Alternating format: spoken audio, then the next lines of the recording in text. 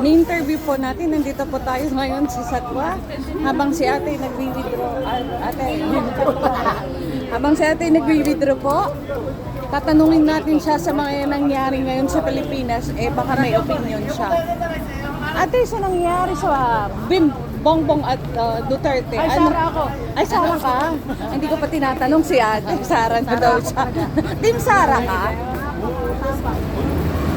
Oh, mamaya-maya kasi ang dami naman tao. Oh, as if nakikita niyo naman. Doon naman tayo sa Sara. Team Sara daw siya. Bakit ka naman Team Sara? Naman nakita mo kay Sara at bakit ka Team Sara? Palaban. Gusto mo ba yung palawaban? Pero may punto siya. Ha? Lalaman tayo ng bus. Ay, oo nga pala. Nakalimutan natin yung bus card.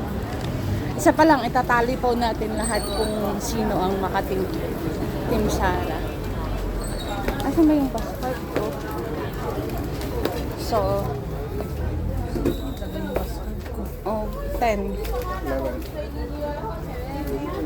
Mabigyan mo nga ng piso.